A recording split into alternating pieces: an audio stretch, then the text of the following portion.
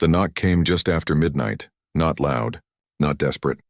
Just 3 soft taps against the wood, measured and deliberate like whoever stood on the other side had been taught not to make noise. Eli Thornton didn't move at first.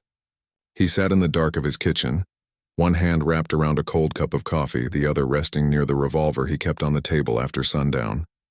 Out here, 30 miles from the nearest town, you didn't open your door in the middle of the night without knowing what waited on the other side. The knock came again. Softer this time.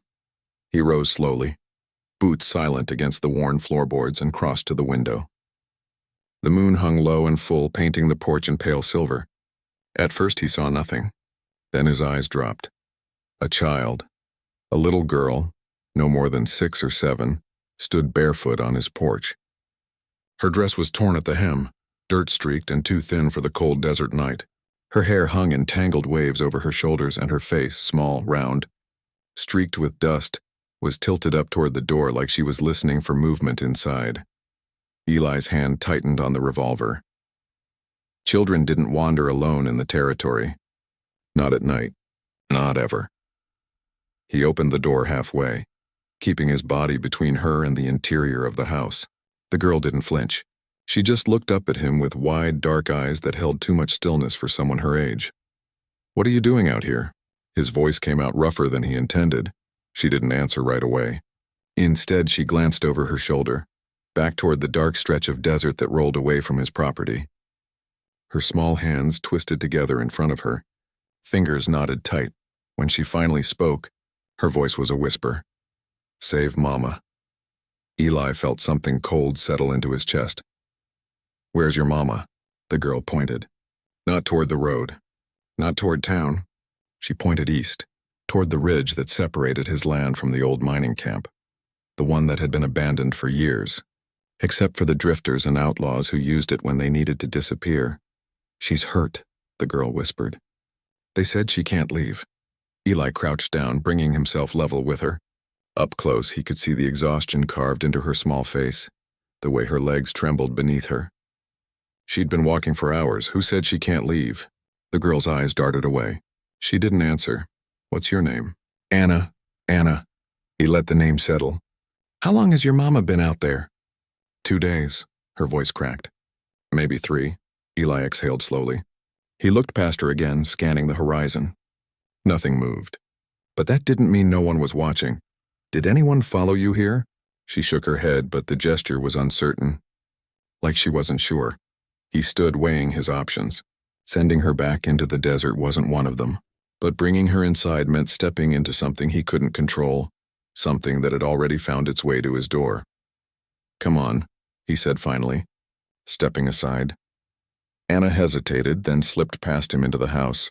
She moved like a shadow, quick and quiet, and stopped just inside the doorway, her eyes scanning the room as if checking for danger.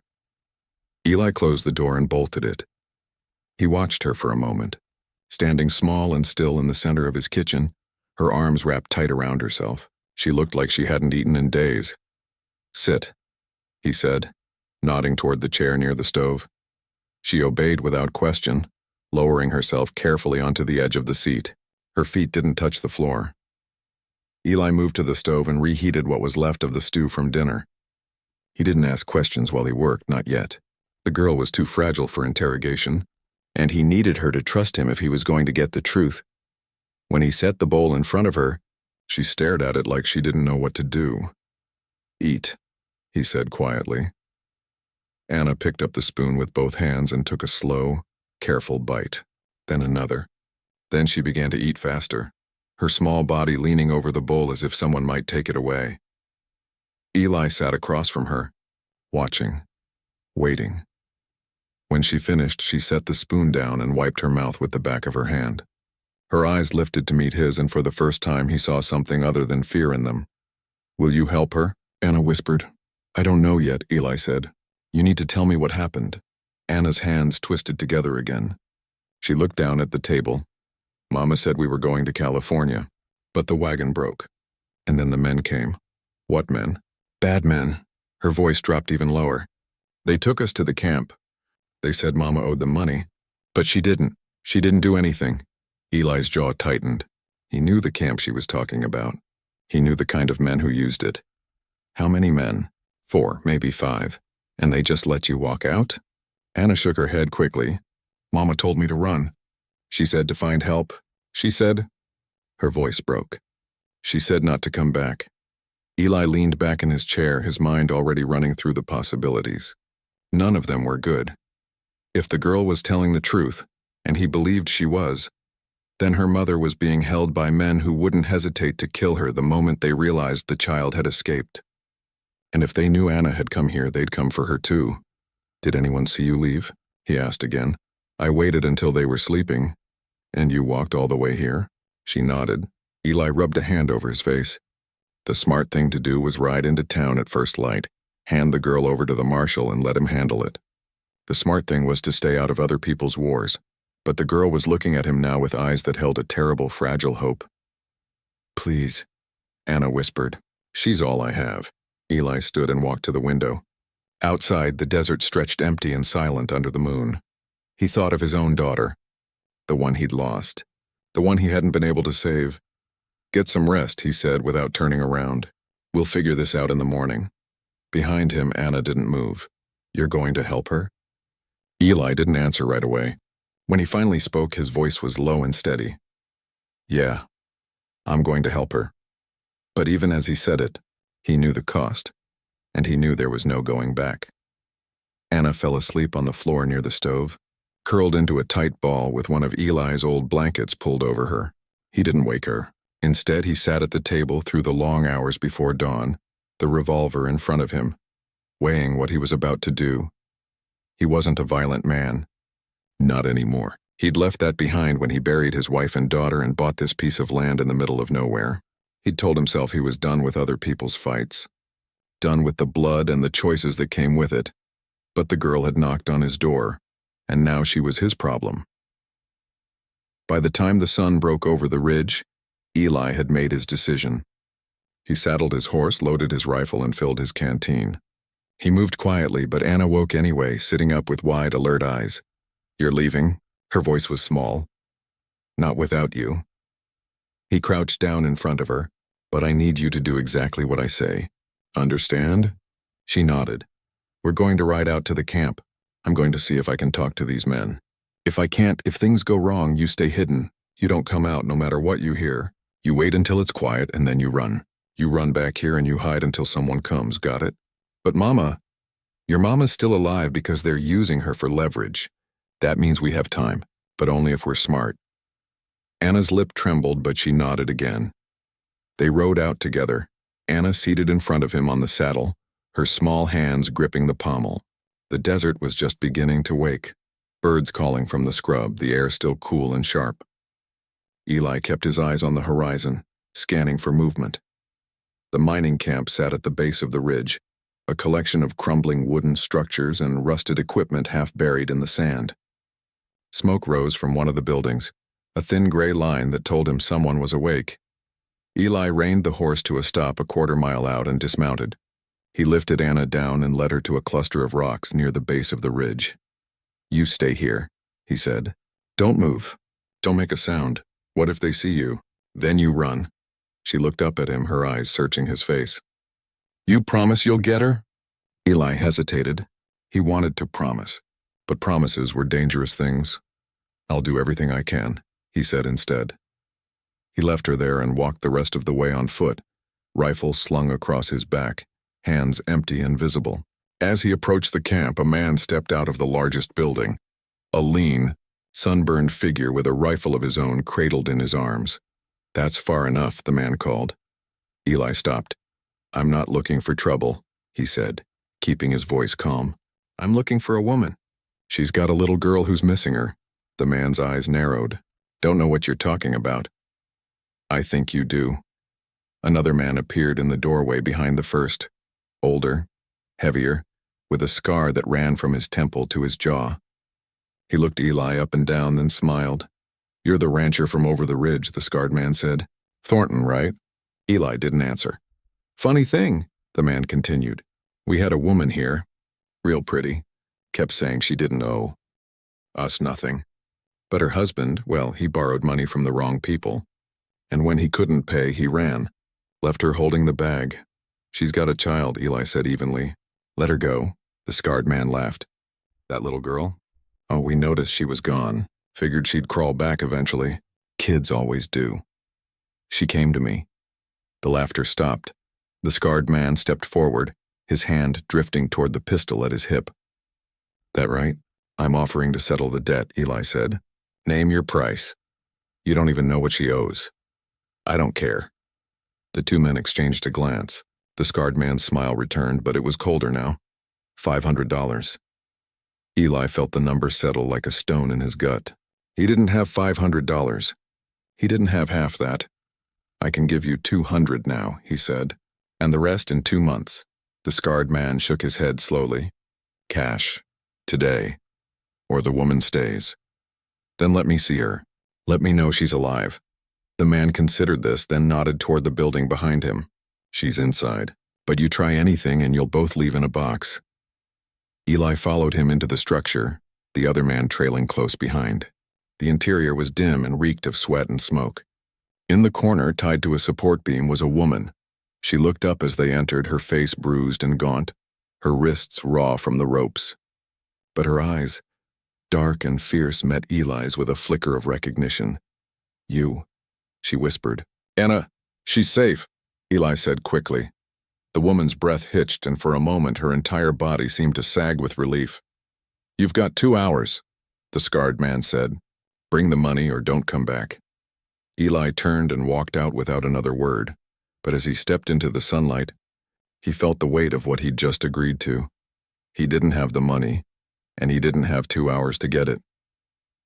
Eli rode back to where Anna waited, his mind already moving through impossible calculations.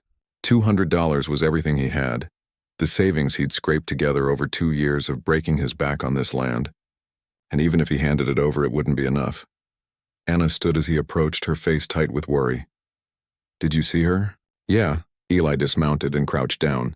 She's alive, but we've got a problem. He told her the truth, all of it. The debt, the money, the ultimatum. He didn't soften it. She deserved to know. When he finished, Anna's small hands balled into fists. We have to do something, she whispered. I know. What if we go to the sheriff? Nearest town's a full day's ride. By the time we get there, it'll be too late. Anna's eyes filled with tears, but she didn't let them fall. Then what? Eli looked toward the camp, then back at the girl. An idea was forming. Dangerous, reckless, and likely to get them both killed. But it was the only one he had. You said there were 4 or 5 men? Anna nodded. And they're keeping your mama tied up inside? In the big building. The one with the broken roof. Eli stood and began checking his rifle. Then we're not paying them. We're taking her. Anna's eyes went wide. How? I'm going to create a distraction. When they come after me, you're going to slip inside and cut her loose, but you're small. You're quiet. They won't see you coming. He handed her his knife, the blade folded into its handle. You know how to use this? She nodded, though her hands shook as she took it. When you get her out, you both run. You don't stop. You don't look back. You head straight for my ranch and you hide in the cellar until I get back. Understand? What about you? I'll be fine. It was a lie, and they both knew it. But Anna didn't argue. She just tucked the knife into her dress and looked up at him with a fierce determination that reminded Eli of his own daughter. Let's go, she whispered. They waited until dusk when the shadows grew long and the men in the camp began to gather around a fire outside. Eli positioned Anna behind a low rise of rocks 20 yards from the main building, close enough to make a run for it but far enough to stay hidden. Wait for my signal, he said. When they move, you move. She nodded. Eli circled around to the far side of the camp, moving low and silent. When he was in position, he took a deep breath, raised his rifle, and fired a single shot into the air. The effect was immediate. Shouts erupted from the camp. Men scrambled to their feet, grabbing weapons and scanning the darkness. The scarred man barked orders, pointing toward the ridge where the shot had come from. Spread out. Find him. Eli fired again, this time from a different position, drawing them farther away from the main building. Behind them, Anna moved. She darted from the rocks to the side of the building, pressed herself flat against the wall, and slipped through the open doorway. Inside, the woman, her mother, looked up in shock. Anna pressed a finger to her lips and began sawing at the ropes with Eli's knife. Her hands were small and the blade was dull, but she worked with a desperate speed. Outside, the gunfire continued. Eli kept moving, staying just ahead of the men hunting him, leading them farther and farther from the camp, but he was running out of time. One of the men, the lean one from earlier, broke off from the group and started back toward the buildings. Anna heard the footsteps. She froze, the knife halfway through the last strand of rope. Her mother's eyes went wide. "Go," her mother whispered. "Run. Not without you." Anna sawed harder. The rope frayed, snapped. Her mother's hands came free just as the man stepped through the doorway. He stared at them for half a heartbeat, his face shifting from confusion to fury. Then Anna's mother grabbed the chair she'd been tied to and swung it with everything she had. The man went down hard. "Run," her mother shouted, grabbing Anna's hand. They bolted out the back of the building and into the open desert, their feet pounding against the sand. Behind them, shouts erupted as the other men realized what had happened. Eli heard the commotion and changed direction, cutting back toward the camp. He emerged from the ridge just as Anna and her mother broke into the open, 3 men closing in behind them. He raised his rifle and fired. One of the men dropped. The other 2 dove for cover. "Go," Eli shouted. "Keep running." Anna and her mother didn't stop. They ran toward the rocks where Eli had left his horse, their silhouettes disappearing into the growing dark. Eli covered their retreat, firing twice more before sprinting after them. Bullets kicked up sand at his heels, but he didn't slow. When he reached the horse, Anna and her mother were already there, gasping for breath. "Get on," Eli ordered. He hauled Anna's mother up first, then Anna, then swung himself into the saddle. He kicked the horse hard, and they exploded forward into the desert night.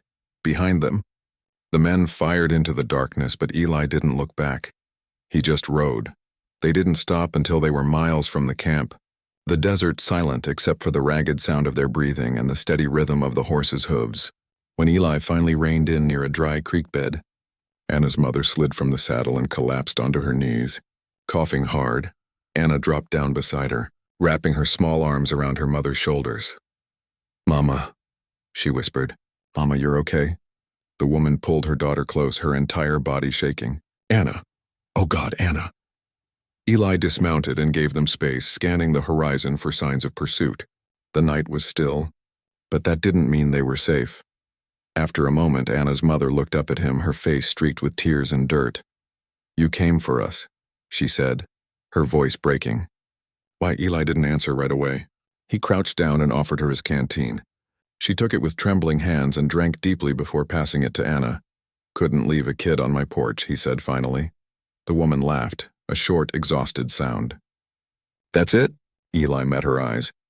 "That's enough." She studied him for a long moment, then nodded slowly. "I'm Claire Whitmore. Eli Thornton." "Thank you, Eli Thornton." Her voice was quiet but steady. "I don't know how I'll ever repay you. You don't have to. Those men—" Claire's jaw tightened. "My husband took money from them, and when he couldn't pay it back, he ran.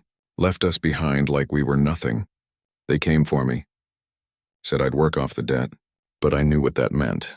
Eli's expression didn't change, but something dark flickered in his eyes.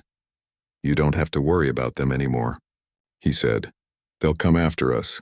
Not if you're not here." Claire frowned. "What do you mean?" "There's a town 2 days west of here.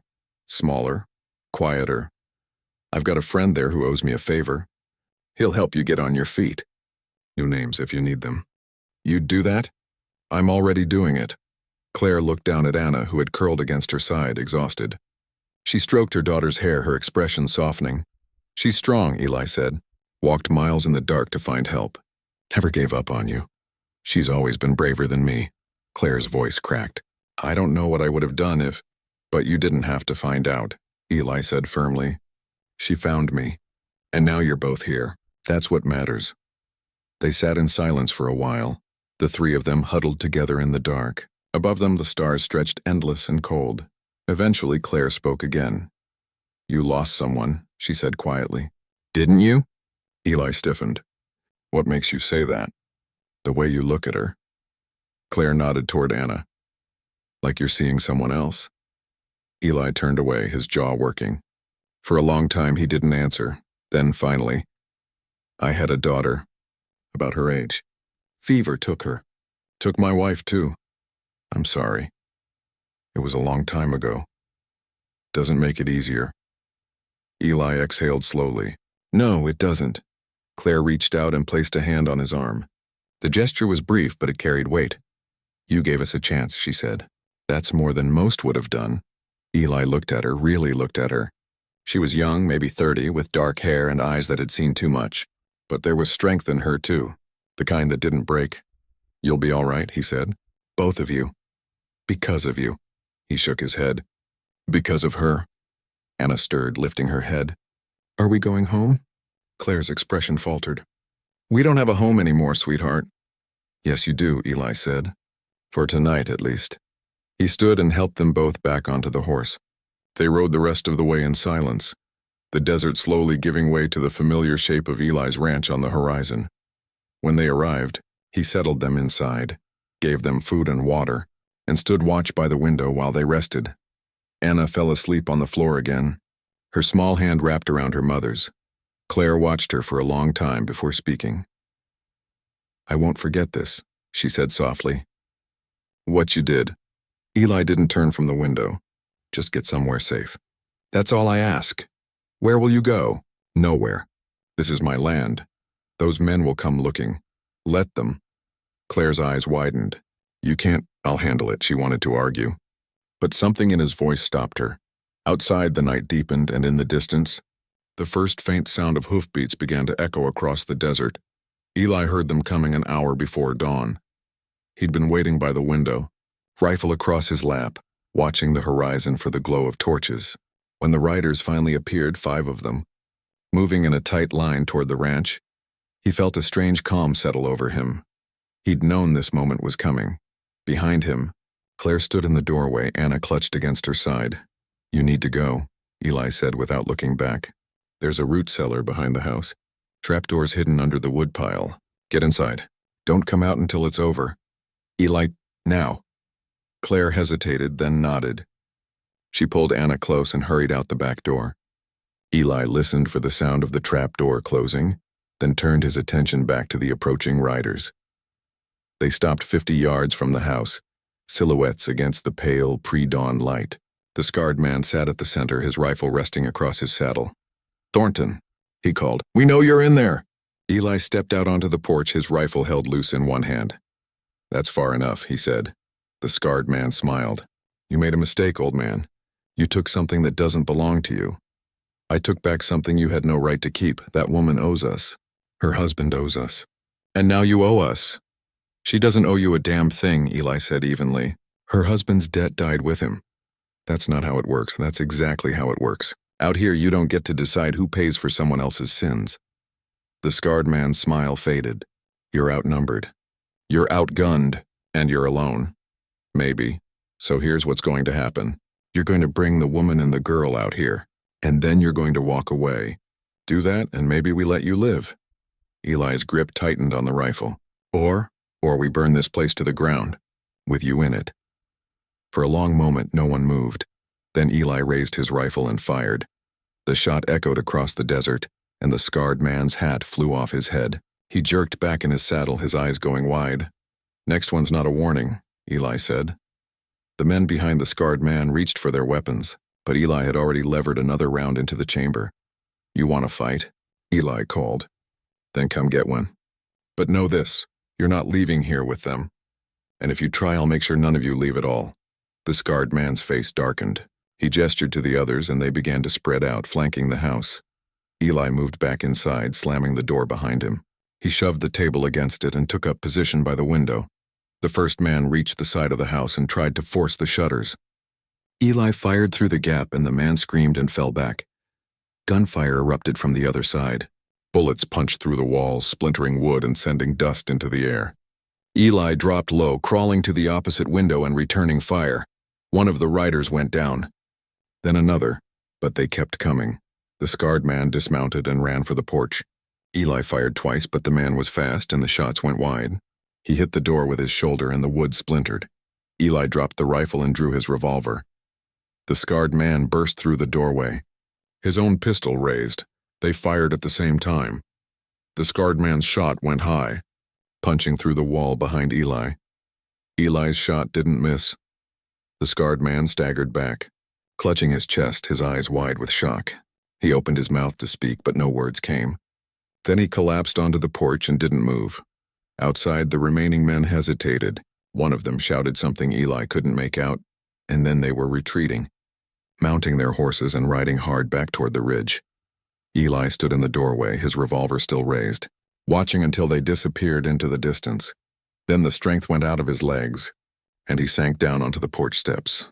The sun was rising now, painting the desert in shades of gold and red. He sat there for a long time, breathing hard, the revolver heavy in his hand. Finally, he heard the trapdoor open. Claire emerged first, her face pale, Anna clinging to her side. They stared at the body on the porch, then at Eli. "Is it over?" Claire whispered. Eli nodded slowly. "It's over." Claire sank down beside him, pulling Anna into her lap. The three of them sat together in the early morning light, silent and exhausted. "What now?" Claire asked after a while. Eli looked out at the desert.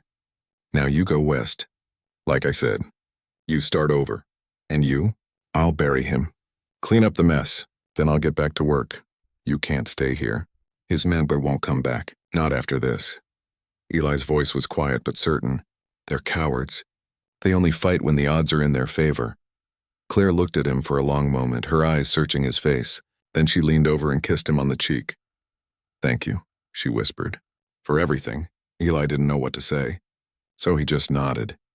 Eli stood in the doorway of his ranch, watching the sun set over the ridge. The land was quiet again, peaceful. He'd received a letter 2 weeks ago, delivered by a traveling merchant. It was short, just a few lines written in careful script. "We made it. Anna started school. She talks about you sometimes. Says you're a hero. You're not, I know. You'd say you just did what needed doing, but to us you're everything." Eli folded the letter and tucked it into his pocket. He didn't think of himself as a hero. Heroes didn't live alone in the desert, haunted by the ghosts of the people they couldn't save. But maybe that was the point. Maybe saving someone wasn't about being fearless or perfect. Maybe it was just about showing up when it mattered. He turned and walked back inside, closing the door behind him. Outside, the desert stretched endless and still, and for the first time in years, Eli Thornton felt something close to peace.